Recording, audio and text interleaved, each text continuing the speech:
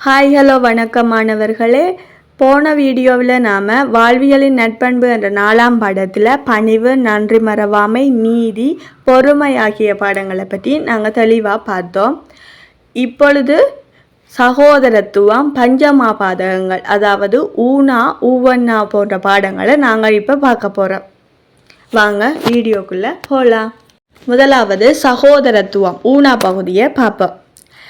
மனித வாழ்வு செம்மையாகவும் ஒழுக்கமுள்ளதாகவும் அமைதி நிறைந்ததாகவும் அமைய வேண்டுமெனில் நாம் விழுமிய பண்புகளை கடைபிடிக்க வேண்டும். இவற்றுள் சகோதரத்துவமும் ஒன்றாகும்.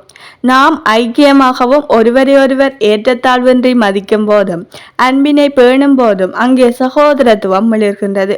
இதற்கு ராமன் சிறந்த எடுத்துக்காட்டாக விளங்குகின்றார். நாட்டை திறந்து மரபுரி தரித்து தனது தேவியுடனும் இலக்குமணனோடும் 14 வருடங்கள் வனவாசம் செய்ய காட்டுக்கு ராமன் புறப்பட்டார். செல்லும் வழியில் வேடுவர் தலைவனாகிய குகனை சந்திக்கின்றார். ராமனையே போற்றி வாழ்ந்த குகன் ராமனின் தரிசனம் கிடைத்ததும் அதனை உயர்பேறாக கருதினான். ராமனுக்கு வேண்டிய தொண்டுகளை செய்து மகிழ்ந்தான். குகனின் பேரன்பை புரிந்த ராமனும் குகனை பார்த்து இனி நாம் ஐவரானோம் என்று கூறி சகோதரத்துவ பண்பை உணர்த்துகின்றார். அதே சமயத்தில் வானர குலத்தலைவன் சுக்கிரீவனை ராமன் தன் தந்தைக்கு இவனும் ஒரு மகன் என கொண்டாடுகின்றான். அரச குலத்தில் பிறந்த ராமன் தன் வாழ்வில் உயர்வு தாழ்வு பார்க்காத உத்தமன். இத்தகைய அன்புள்ளங்கொண்ட ராமன் சகோதரத்துவத்தின் மேன்மையையும் சிறப்பையும் விளக்கும் உயர் எடுத்துக்காட்டாக விளங்குகின்றார். நாம் இப்பண்பினை பின்பற்றி உயர்நிலை அடைவோமாக. அடுத்ததாக ஊவண்ணா பகுதியாகிய பஞ்சமாபாதகங்களை தவிர்த்தல் என்ற பாடத்தை பார்ப்போம்.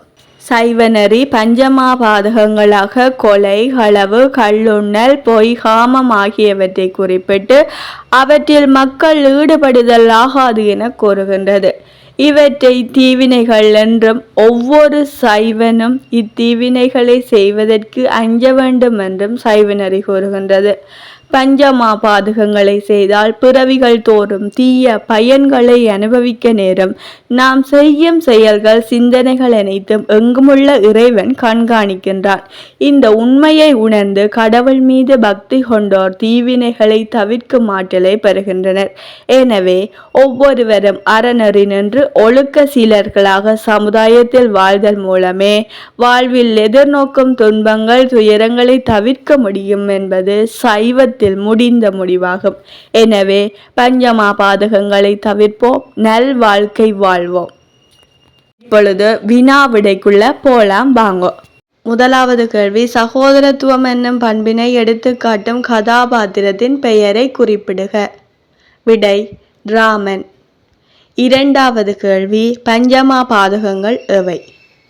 கொலை, களவு, கள்ளுண்ணல், பொய், காமம்.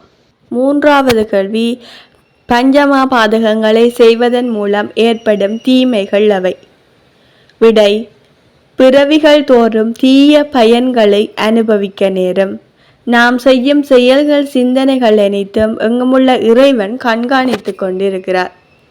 அடுத்தது நான்காவது கேள்வி, கடவுள் மீது பக்தி கொண்டோர் அடையும் பயன்கள் எவை? விடை தீவினைகளை தவிர்க்கும் ஆற்றலை பெறுகின்றனர். ஐந்தாவது கேள்வி, வாழ்வில் எதிர்நோக்கும் துன்பங்களை தவிர்க்க நாம் எவ்வாறு வாழ்தல் வேண்டும்? விடை அறநெறி நின்று ஒழுக்க சீலர்களாக சமுதாயத்தில் வாழ்தல் மூலமே வாழ்வில் எதிர்நோக்கும் துன்பங்கள் துயரங்களை தவிர்க்க முடியும். சரி மாணவர்களே, பாடத்தினை கவனமாக கேட்டீர்கள் அல்லவா? இந்த பாடம் உங்களுக்கு பிரயோசனமாக இருந்தால் இந்த வீடியோக்கு ஒரு லைக் பண்ணி எமது சேனலை சப்ஸ்கிரைப் செய்து கொள்ளுங்கள்.